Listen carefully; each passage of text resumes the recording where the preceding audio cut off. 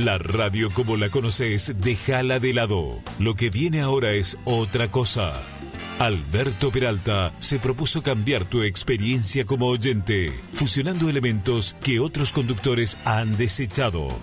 Tal vez con razón. De todos modos, esta idea ya lleva muchos años con increíble éxito. Se llama Jarro Café y usted, amable oyente, es un cómplice necesario.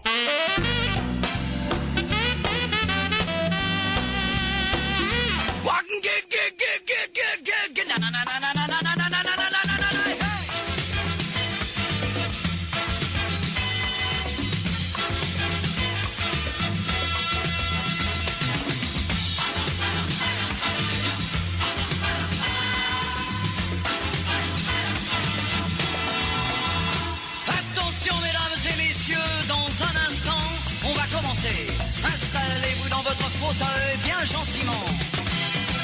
5, 4, 3, 2, 1, 0, partez. Tous les projecteurs vont s'allumer et tous les acteurs vont s'animer en même temps.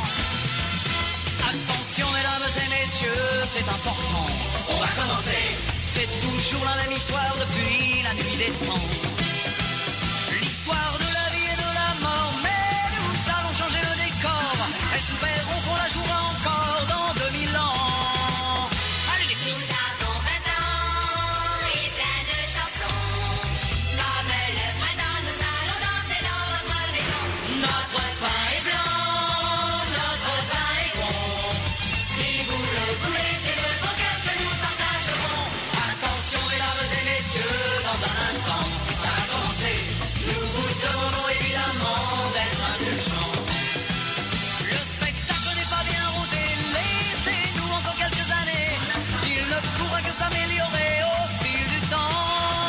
Jarro Café a 1000 es presentado por Carreteras y algo más.com.py, toda la información sobre estructuras en un solo sitio web.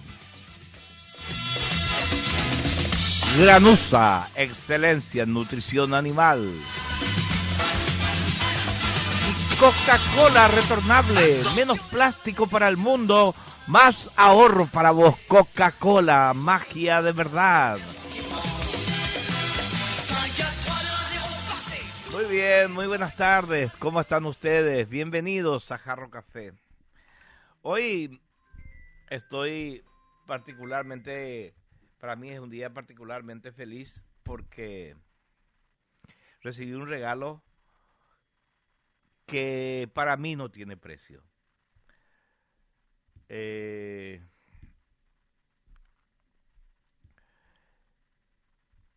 Un amigo, que no voy a decir su nombre porque no le pedí autorización, me había escrito hace ya cerca de 15 días diciéndome que había estado en Europa y que me había traído un regalo que no me iba a decir qué era, ¿verdad? Y hoy recibí una caja con moño, todos los chiches, que era el regalo. Y abrí y había una estatuilla de Don Bosco, de San Juan Bosco. Una estatuilla, un busto de bronce con un pedestal de mármol y una placa, una belleza. Y yo que soy salesiano de toda la vida, y yo que le considero a Don Bosco mi maestro, el hombre cuyas enseñanzas no solamente transformó a la juventud de su tiempo, sino que sigue transformando a las juventudes del mundo hasta ahora. El hombre que cambió la forma de la enseñanza, que cambió la didáctica. El hombre que hizo de su vida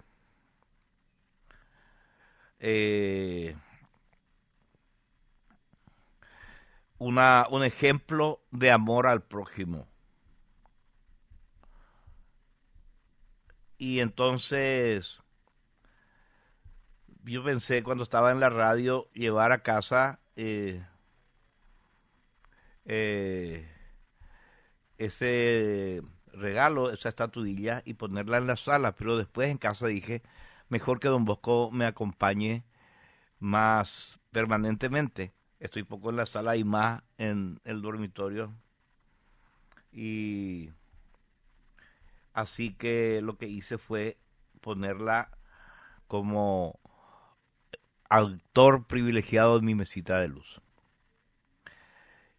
Y entonces pensé en volver a contar una historia que ya conté, de esto ya hace muchos años, la historia de San Juan Bosco. Y eso es lo que quiero hacer desde el día de hoy. Es una historia muy rica, una historia nutrida en detalles.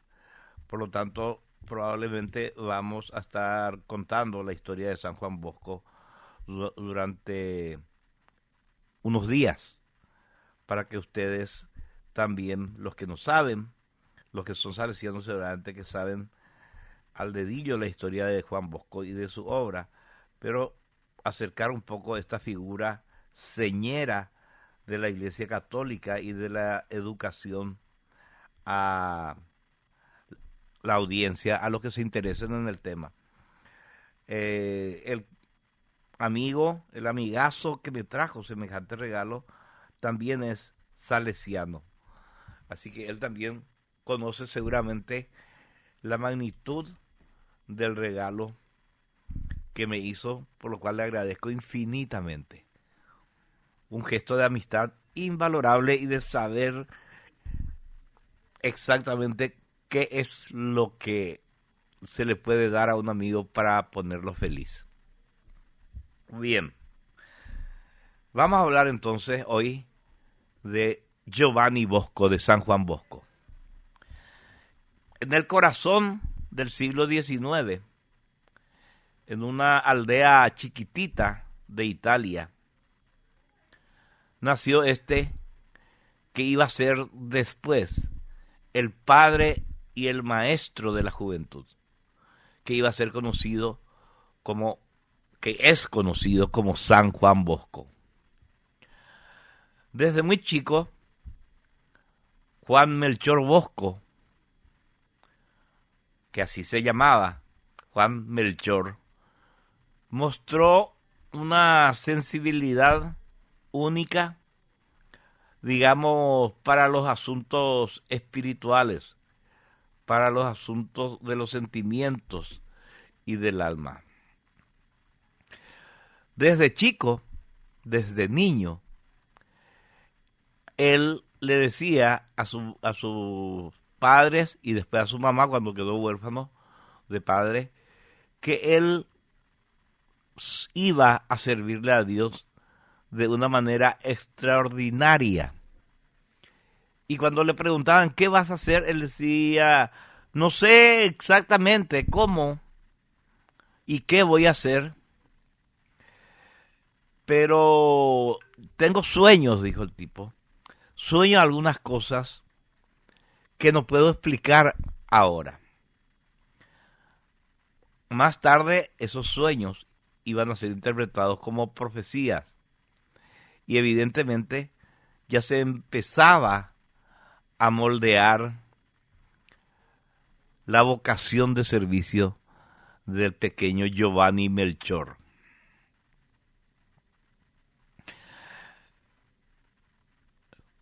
Juan Bosco nació en una familia humilde, diríamos en una familia muy humilde. Y cuando tenía muy pocos años le perdió a su papá y quedó a cargo, por supuesto, de su mamá, Margarita Ochienda. Él era entonces Juan Melchor Bosco Ochienda. Margarita era una mujer muy piadosa, muy pía, muy católica, y por supuesto lo educó a él y a sus dos hermanos en la fe católica. Margarita además era una mujer muy fuerte, que supo con su trabajo criar a los niños y a la vez inculcarles digamos, la semilla de santidad. Le enseñó la importancia de la caridad, la fuerza que tiene la oración,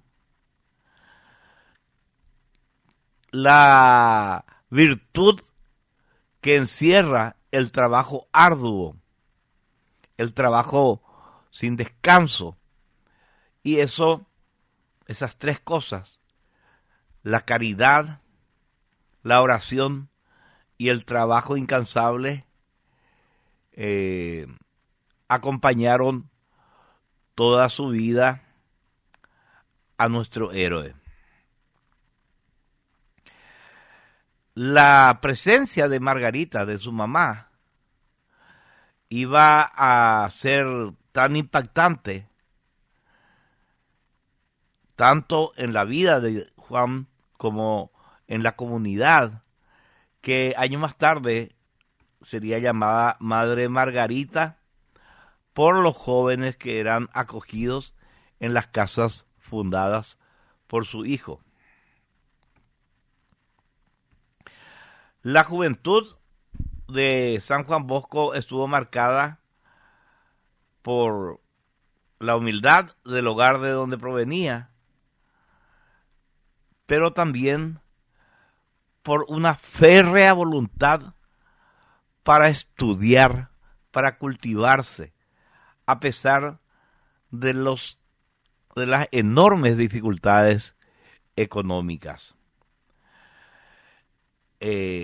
Su deseo de aprender fue algo realmente impactante, y también sus ganas de compartir las cosas que aprendía.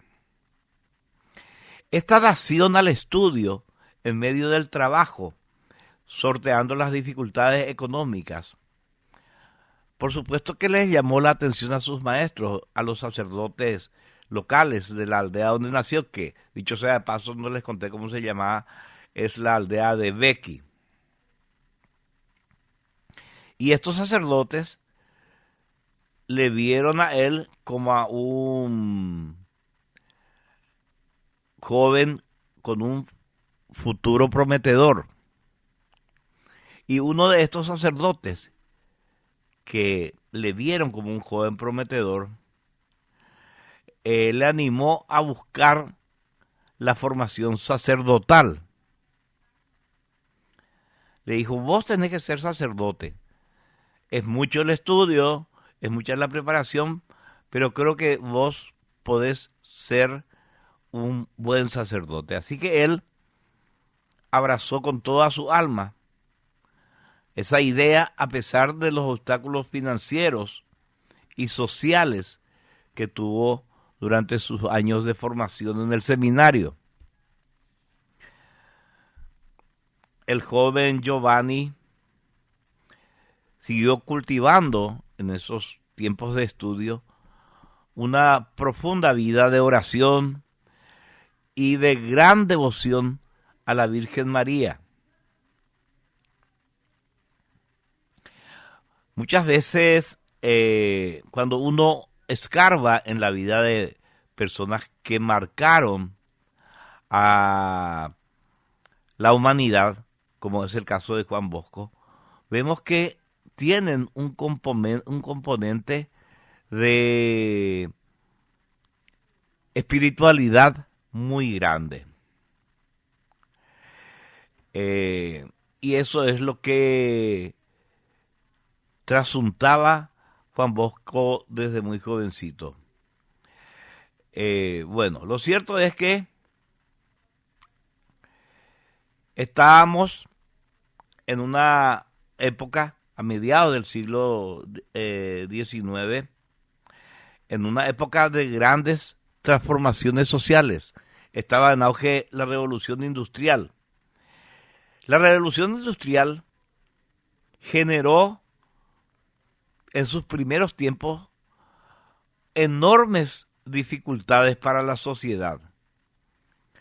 Desorden, miseria y muchos niños y adolescentes abandonados a su suerte.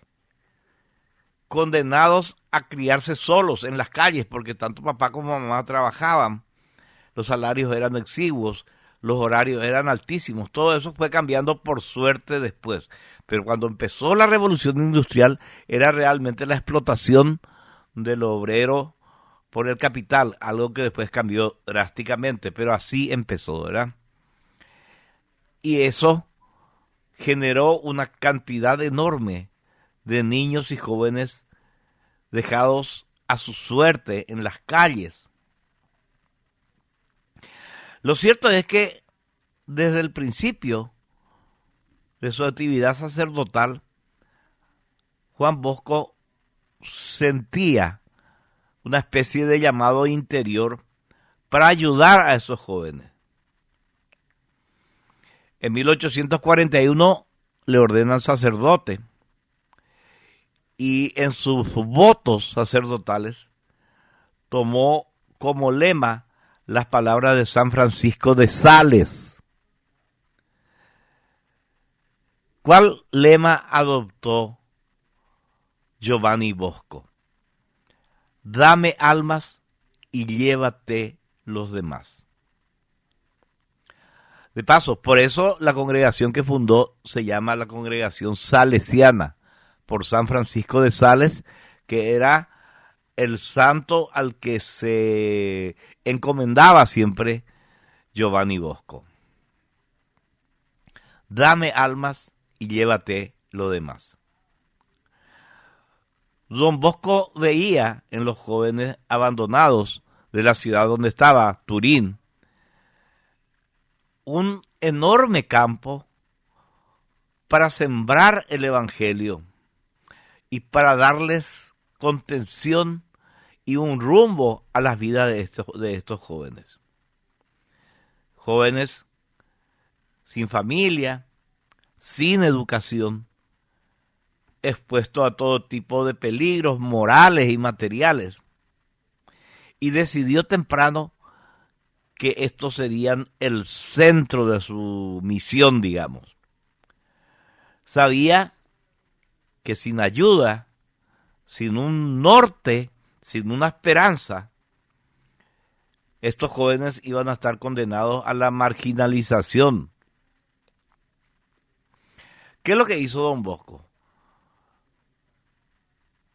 Ideó un enfoque totalmente innovador para atacar este problema. Consiguió que le alquilen una casa bastante espaciosa y empezó ahí a darles cobijo a los jóvenes y a enseñarles a leer, a escribir y a enseñarles un oficio. Por supuesto, también les fue formando en la fe católica, porque sabía que la evangelización no podía hacerse solamente con palabras. No era venir, vamos a rezar. Era darles una luz de esperanza a sus vidas. Leer, escribir, sumar, restar y un oficio. Un oficio con el cual se pudiera ganar la vida honradamente. O sea, unió la prédica de los evangelios, la prédica de la fe católica, con la oferta de un futuro digno. Fue entonces cuando fundó los oratorios, lugares donde los muchachos recibían educación, alimentación y formación espiritual. O sea, Don Bosco inventó, fue el precursor de la educación profesional para jóvenes pobres. Algo que le valió, por supuesto, el reconocimiento no solamente de la iglesia, sino también de la sociedad civil. El primer oratorio, que se llamaba Oratorio Festivo, a mí me trae mucha nostalgia porque yo era alumno en el Colegio Salesiano de Concepción, que se llama Instituto San José, y me iba también los sábados y los domingos al oratorio festivo. ¿Por qué se llamaba oratorio festivo? Porque era una fiesta. Vos te ibas, empezabas con una misa y te sellaban, te ponían un sellito en el brazo. Con ese sellito, que daba fe de que habías estado en la misa, vos participabas de campeonatos de fútbol, de básquetbol, de ajedrez, de dama, de billargol, de todo. Era una fiesta. ¿No sabes lo que es para un niño en una ciudad pequeña como Concepción? Estamos hablando de la década del 60. Tener todo ese festival de diversiones y en medio de todo eso, de todos esos juegos, te iban enseñando la importancia de la disciplina, la importancia del estudio y un montón de otros valores. Bueno, lo cierto es que Don Bosco fundó su primer oratorio festivo en Turín en 1844. Por supuesto, mucha gente le criticó.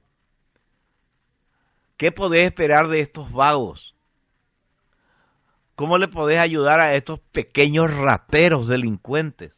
Esta gente, estos niños, estos jóvenes no tienen remedio. Sus padres son los culpables que les abandonaron. Don Bosco enfrentaba esas críticas, pero no solamente esas críticas, sino las dificultades financieras.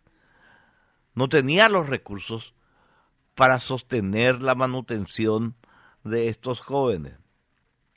Pero algo que le acompañó fue superando dificultad tras dificultad.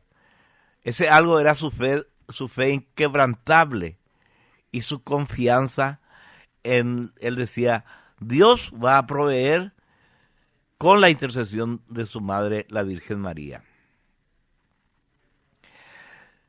Y además decía, no puede salir mal esto, no puede fracasar porque es una obra de Dios y la providencia nunca nos va a abandonar.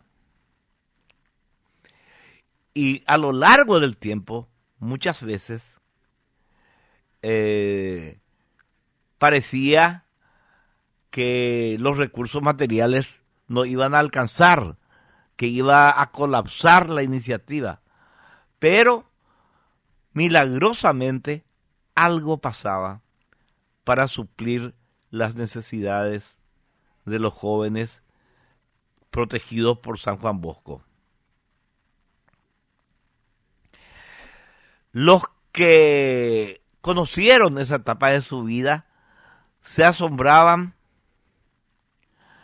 de que aparte del trabajo arduo que enfrentaba todos los días, pasaba horas hincado de rodillas ante el Santísimo Sacramento. Ustedes saben lo que es el Santísimo Sacramento en la liturgia católica. ¿Qué es? La adoración del Santísimo Sacramento. No, el Santísimo Sacramento es un aparato, digamos, una esculturita de bronce, normalmente reluciente, que tiene en el medio un hueco que tiene una tapa de vidrio. Y en ese adminículo se coloca una hostia consagrada. Y eso se expone a la adoración de la gente, porque la hostia consagrada, de acuerdo con la fe católica, es el cuerpo de Cristo. Entonces, se asombraban de que él se iba a arrodillar frente al Santísimo. Nosotros le decíamos al Santísimo en el colegio. Ustedes también, ¿verdad? Sí. Se le dice luego al Santísimo. No, es que nosotros nomás inventamos. Se pasaba horas arrodillado orando. Y un día le preguntaron, ¿por qué él oraba tanto? Y decía, porque necesito mucha fuerza para hacer esto. Y sé que si le pido al Santísimo Sacramento, Él me va a dar las fuerzas para continuar la obra que estoy acometiendo. Y además, cuando me levanto después de orar, tengo una enorme confianza y se renueva mi fe en la divina providencia.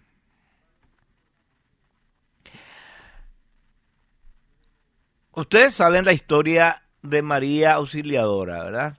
Una gran batalla que perdía Occidente a manos de los musulmanes y apareció la Virgen María ataviada con una túnica rosa y un manto azul y guió a los ejércitos que se arremolinaban en torno a la figura del Papa a la victoria. Por eso ella fue después nombrada por el sumo pontífice María Auxiliadora de los cristianos. Ella vino en ayuda y con eso se ganó la batalla, ¿verdad? Y uno dice, ¿cómo en una guerra va a aparecer la Virgen? Lo que pasa es que no era una guerra por posesiones territoriales o por riquezas o por cuestiones políticas. Era una guerra en la cual se jugaba el futuro de la cristiandad. Si se hubiera perdido esa guerra, nosotros hubiéramos sido todos musulmanes. Y por ejemplo, Chris, Fabi y Dai no hubieran estado acá, porque las mujeres no pueden estar trabajando, tienen que estar en la casa. Y si salían a la calle, por ejemplo, Diana solamente podía salir a la calle si le acompañaba a su papá, Fabi si le acompañaba a su marido, y Piero, y también Chris si le acompañaba a su papá o su hermano. O sea, la civilización estaba en juego. Nuestras conquistas basadas en la filosofía griega, en las leyes romanas y en la fe cristiana hubieran desaparecido de Europa.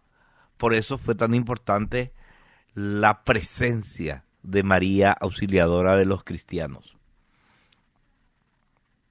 Bueno, voy a hacer una digresión acá porque quiero repetir la historia en donde María Auxiliadora tiene algo que ver con mi vida.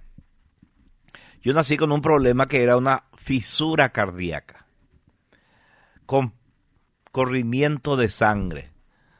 O sea, tenía muy pocas posibilidades de sobrevivir.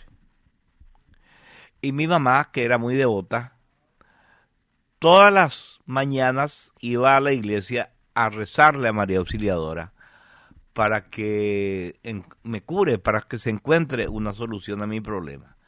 Y el doctor Cafarena, que era el médico que me atendía, le decía a mamá que era un problema que no tenía solución, que por suerte, le decía, no le duele a él. Probablemente no me dolía, ¿verdad? No me acuerdo de esa parte. Lo cierto es que una madrugada mi mamá no sabe si fue una aparición o si fue un sueño. Le ve a María Auxiliadora. Y María Auxiliadora le dice, el remedio para tu hijo está en la 3ª grada de la iglesia del colegio salesiano. A las 4 de la mañana mi mamá le despierta a mi pobre papá y le dice, vamos porque la Virgen me dijo que el remedio para nene, pues yo pues era el nene de la casa, porque todas mis hermanas eran mujeres, yo era el nene. ¿Quién hizo esto? El nene. Ah, fui yo, ¿verdad? Entonces se van con mi papá con su linterna y en la explanada de la iglesia de Concepción, ustedes van a ver la iglesia de María Auxiliadora de Concepción, son gradas larguísimas, tiene como 20 metros, no es una escalera, sino que son gradas que te llevan a la explanada y después entrar a la iglesia. Y mi papá empezó a buscar al costado, al borde de la 3ª grada, por si había algún yuyo o algo, y no había nada, porque además en Concepción hay mucha piedra, mucho pedregullo. Se fue al otro lado y no encontró. Pero mi mamá le dijo, no, acá en la 3ª grada, me dijo la Virgen. Y entonces mi papá empieza a recorrer esa 3ª grada, que tenía como 20 metros, y más o menos a la mitad había un papelito doblado, que era un prospecto de un medicamento. Y era un medicamento que no tenía nada que ver con lo que me pasaba. era un medicamento que hasta ahora se vende, que es paraguayo y se produce acá, que se llama ferrocuprim. Y entonces mi mamá dice, acá está, este remedio le va a curar al nene. Y esperan a que se abra la farmacia. Y cuando se abre la farmacia ven, y había un solo frasco de ferrocuprim, que estaba ahí esperándome por lo visto.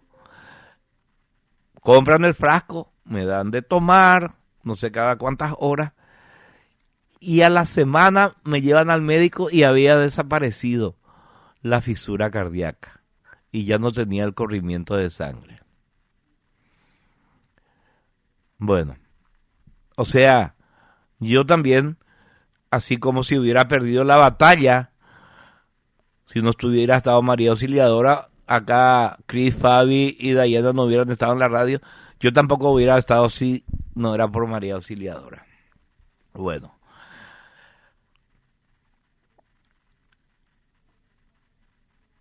Y don Bosco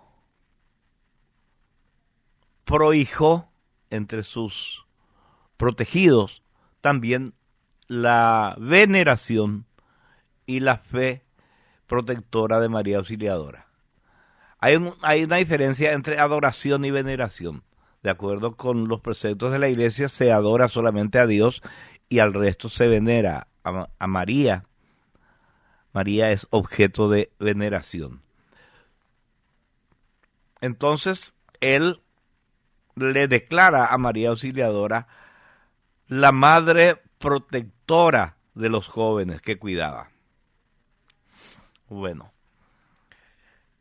don Bosco, aparte de esta obra que salvó tantas vidas de la calle, del delito, fundó una nueva manera que cambió el sistema pedagógico del mundo. El lema, hasta que apareció don Bosco enseñando, era la letra con sangre entra. O sea, estaba el maestro con una madera ahí, y cada vez que un alumno se equivocaba le daba un puntazo, le decía, una capeté con la madera, ¿verdad? Bueno, don Bosco cambió eso y ideó algo que él llamó el sistema preventivo, a cambio de lo que se usaba hasta el momento, que era el sistema represivo. O sea,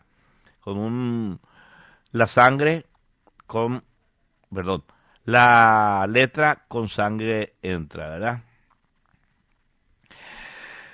Cuando empezó a crecer la obra y empezó a tener ya varias casas de acogida y empezaron los jóvenes también a aprender oficios y a practicar deportes y a alimentarse bien, empezó don Bosco a recibir elogios y le decían, che, qué gran obra está haciendo. Y él siempre decía, no soy yo, es María Auxiliadora la que está haciendo todo esto. Yo solamente soy un instrumento de María Auxiliadora, ¿verdad? Ella es la verdadera fundadora de esta obra.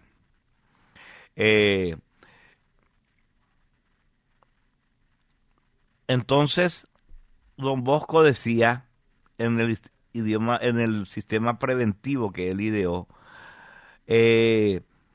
tenemos que evitar que los jóvenes cometan algo que sea digno de castigo.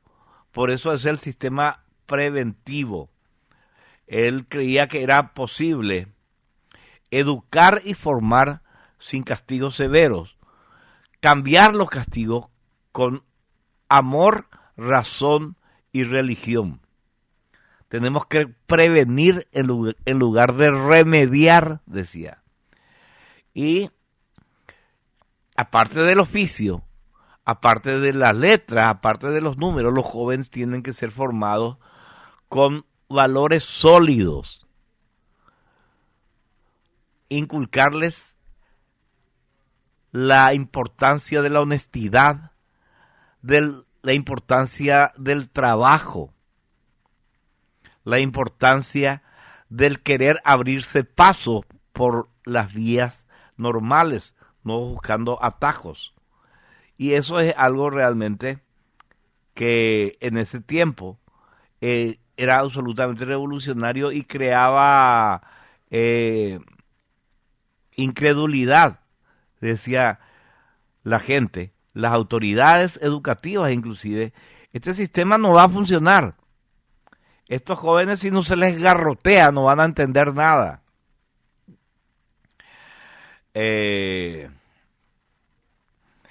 Entonces, decía don Bosco, va a funcionar porque aparte del oficio que se les enseñe, si están formados con valores sólidos, esos valores van a evitar los errores del sistema preventivo.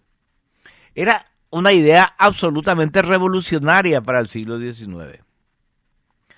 Don Bosco decía, los jóvenes no son problemas a corregir, sino son almas preciosas que tienen que ser guiadas, y esa guía se tiene que hacer ofreciendo amor, cariño y una educación sólida. Con una educación sólida y con amor, estos jóvenes se van a transformar en hombres de bien, capaces de cambiar la sociedad. Y él decía, ¿cómo hacer eso?, le preguntaban, cuando ya vinieron además otros sacerdotes a ayudar en la obra que iba creciendo.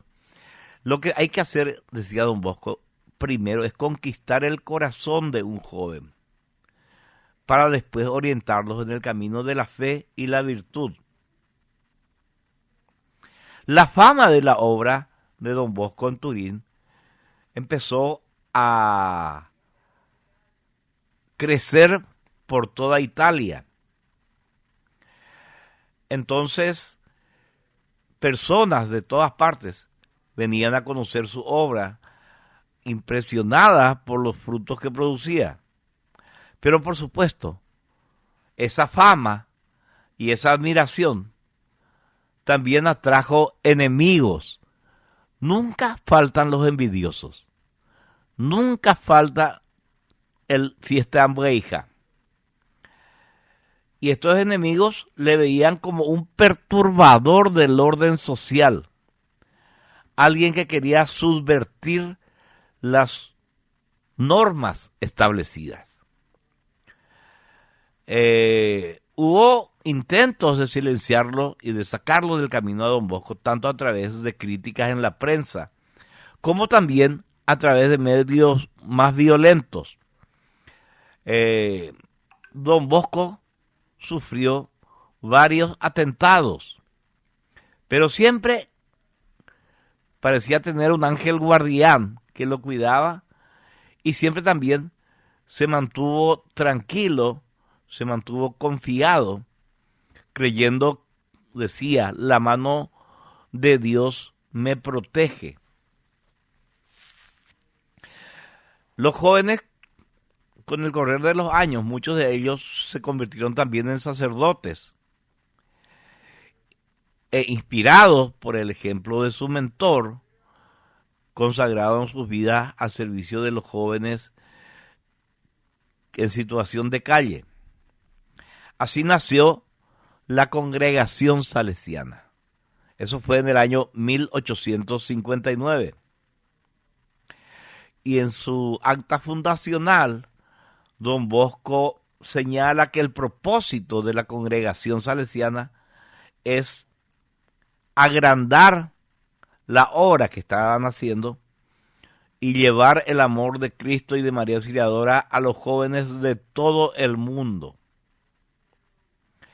Y vaya que rápidamente empezaron a cumplir con esa misión.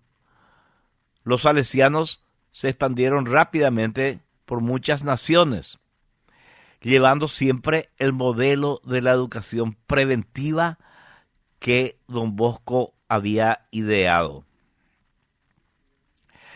En medio de las muchas tareas diarias, San Juan Bosco no descuidaba la dimensión casi sobrenatural de su misión. Muchos episodios de su vida están marcados por milagros y por manifestaciones divinas.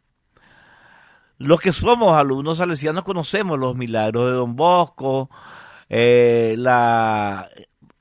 también los milagros de San Luis Gonzaga, de Santo Domingo Sabio. San Luis Gonzaga es otro, de Santo Domingo Sabio. Uno de estos eventos más conocidos es el de la multiplicación de los panes, así como lo hizo Jesús, que pasó en varias ocasiones. En una de esas ocasiones se necesitaba alimentar a más de 300 muchachos, pero solo había una canasta de panes. Don Bosco se arrodilló frente a la canasta, oró, se levantó, hizo la señal de la cruz y empezó a repartir los panes de la canasta. Y todos los jóvenes recibieron su ración de pan. Y dicen también que inclusive sobraron panes en la canasta, ¿verdad? Pero además de estos milagros materiales, de los cuales se hicieron varias crónicas, Don Bosco también era conocido por sus visiones proféticas. Tenía sueños que le revelaban el futuro, muchas veces con detalles impresionantes. En uno de estos sueños más famosos, vio a la iglesia como un gran barco en medio de una tormenta, y estaba siendo ese gran barco, que era la iglesia, atacado por varias embarcaciones enemigas. Pero el barco de la iglesia estaba anclado en dos columnas. Una columna decía Eucaristía y la otra columna decía María Auxiliadora. Este sueño fue interpretado, digamos, como una visión de la lucha entre el bien y el mal y la certeza de que la iglesia siempre va a estar protegida por Dios. En otra visión, Don Bosco vio el destino de muchos de los jóvenes que estaban bajo el cuidado de su congregación. Contó que en un sueño caminaba por un campo extenso donde encontraba a jóvenes que había conocido y veía que algunos de esos jóvenes estaban felices y otros estaban en situaciones lamentables. Y esto, dijo, este sueño lo que me está diciendo es que tengo que trabajar más, con más empeño, con más ahínco, por la salvación de las almas. Para mí, decía, no hay una misión más importante que asegurar que los jóvenes puedan conocer la verdad de la fe católica y así encontrar la felicidad tanto en la tierra como en el cielo.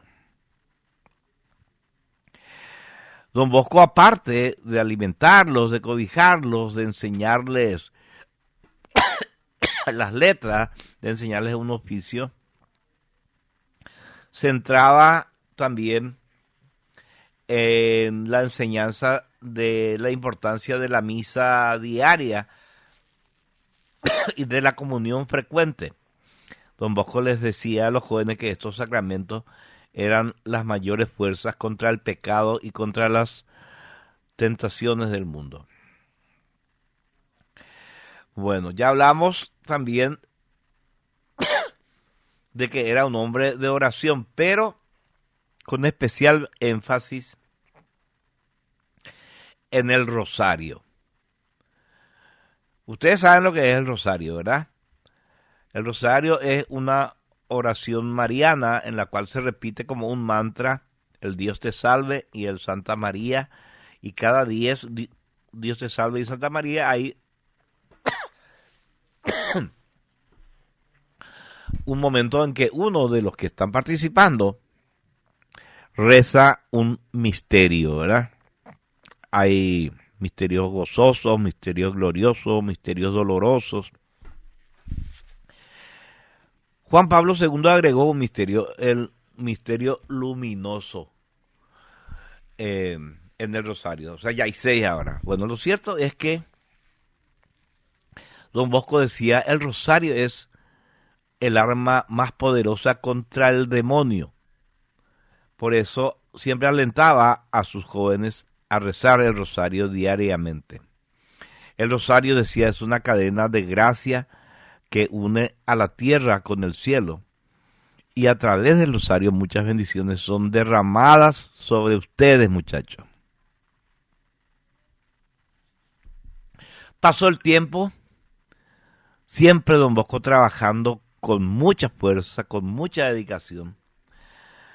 Y llega un momento en que su salud comenzó a mostrar señales de debilidad.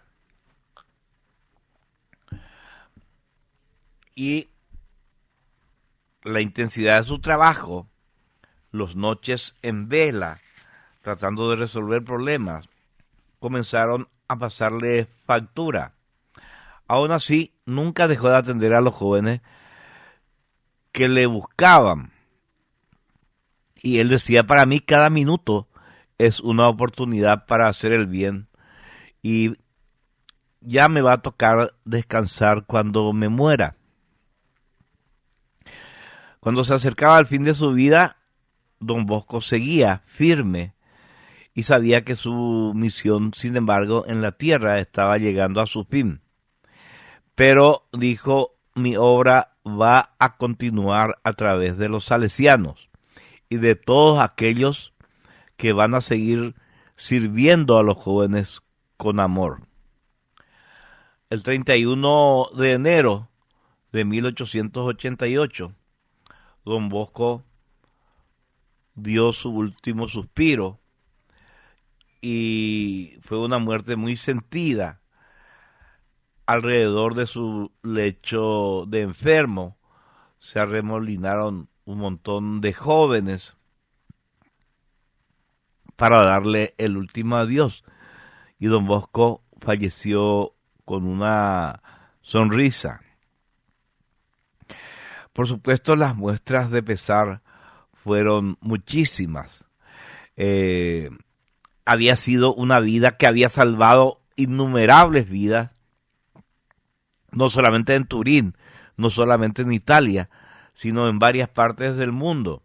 Y creo que a estas alturas en todo el mundo católico está la congregación salesiana.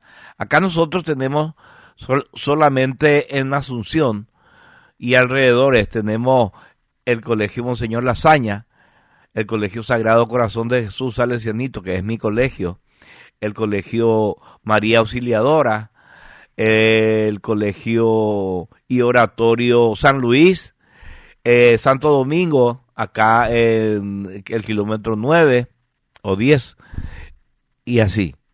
No sé si me olvido de alguno. ¿Cuál? Domingo Sabio, que es el que está acá, en el kilómetro 1. Hay también en Sajonia. Y hay otro colegio también, ahí cerca de donde era Radio Chaco Real, en Itaputapunta. Hay un colegio salesiano también de monjas. San Vicente. San Vicente también es salesiano. Ese es en el barrio San Vicente. Pero hay otro más, que no me acuerdo ahora cómo se llama, que yo me fui una vez, que recitaron mis poemitas de No todas las hormiguitas son viajeras. ¿Cómo que no me voy a acordar el nombre del colegio que me invitó, verdad? ¡Qué papelón! Bueno, ese es salesianito, Sagrado Corazón de Jesús. Hay en Sajonia otro Sagrado Corazón, mira vos. Bueno, en 1934 fue canonizado y ese fue el reconocimiento público de su santidad y su enorme contribución a la iglesia, y no solamente a la iglesia, sino a la educación.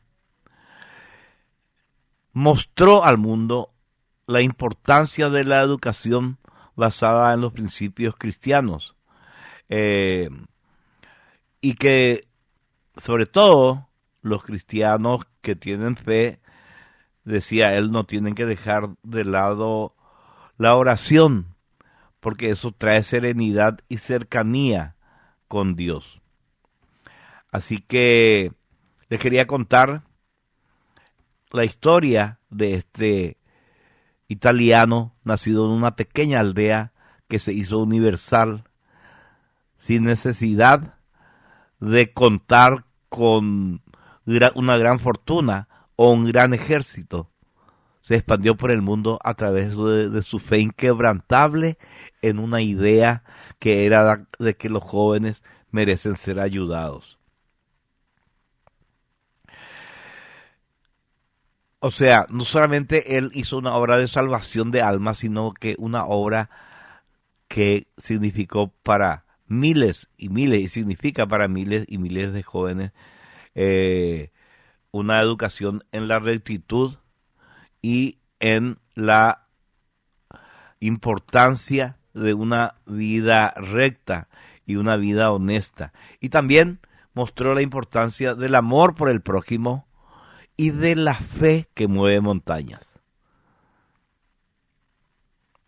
Su confianza en la providencia, que siempre decía, hizo que salve muchas veces una serie de problemas que parecían insalvables a lo largo de la expansión de su obra. Ahora está en Europa, acá en Sudamérica, en Asia, en África. Se extendió por todo el mundo una obra inspirada en la confianza. Bueno, esa es la historia que les quería contar de San Juan Bosco, ahora que tengo mi estatuilla de San Juan Bosco en mi mesita de luz. Vamos a ver qué dice la gente. Dice acá, qué genial, desde Europa te trajo esa arma contundente, escuché esta mañana, y realmente es un arma contundente, pese a que acá la señorita Cris, muy sensible, me dijo en tono de broma. Qué genial detalle de tu amigo. Yo soy agnóstico, pero firme franciscano de conducta social. ¿Qué quiere decir soy agnóstico, Sarcoma? Que vos no crees y crees. Es una posición muy ambigua y muy cómoda. Monseñor Lasaña, creo, es también. Buenas tardes, Alberto. Dice José, sí, señor. Y Cabo tiene un mensaje de voz. A ver qué dice el Cabo. Alberto, no se puede el reconocimiento público de su santidad. Yo el domingo sabio que estaba frente está en kilómetro 9. Y no solamente a la iglesia. Yo soy de esa zona cuando nos reunimos y mi familia, todos son testigos de Jehová. Mostró al mundo. Yo tenía amigos en el barrio que eran católicos y se iban ahí con sus madres principios cristianos. los domingos a la mañana. Y yo me iba a salir con ellos. Pero yo me iba a la casa de un amigo, ¿no? Sobre todo. Y escuchamos toda la misa y poníamos a jugar fútbol. Y hasta para desayunar, había buenísima altigora. Buenísima onda. Y después venía y nadie sabía nada. Nadie le contaba nada a los familiares donde yo me iba. O sea, no le contaban a mi papá eso que ellos me llevaban ahí. Mira qué anécdotas, Cabo, Te olvidaste del Colegio Agrícola Carlos Fana. No, yo de los de Asunción nomás y alrededores comenté, Roberto. Por supuesto, yo estuve 3 meses en la previa del seminario. Te vas cuando terminé el 6º grado, yo quería ser cura. Quería ser sacerdote y me fui 3 meses al Colegio Agrícola Carlos Fanel en Coronel Oviedo. Una de las primeras en la enseñanza de la producción agrícola, también obra salesiana. Y ahí se empezó a experimentar con el trigo, Roberto, ¿sabes? Cuando yo estaba ahí, para mí era una cosa asombrosa ver los trigales. Estaban experimentando para buscar un híbrido que pudiera ser cultivado en el país, y la verdad que lo consiguieron. Buenas tardes, Alberto. En Villarrica también existe un colegio Don Bosco. Sí, existe, sí, señor. En muchas ciudades del interior hay. Alberto, hay una escuela parroquial salesiana San Luis Gonzaga, acá sobre la calle Comandante Gamarra, dice José Pablo. Ah, mira, sí, una cantidad ahí. Muy bueno. Bueno, espero que les haya gustado la historia de hoy. Yo pensé hoy en recordarles a ustedes quién fue San Juan Bosco, Giovanni Bosco Ochiena. Tenemos que irnos a la pausa, pero antes...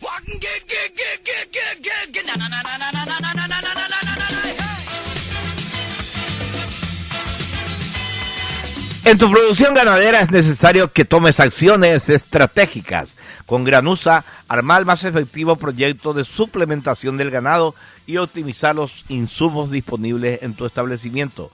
Los técnicos de Granusa serán tus mejores aliados para trabajar juntos en los grandes desafíos que se presentarán en cada etapa del año. Pedí ya una visita a tu establecimiento para alcanzar los mejores resultados. Granusa, excelencia en nutrición animal. Seguinos en Facebook e Instagram.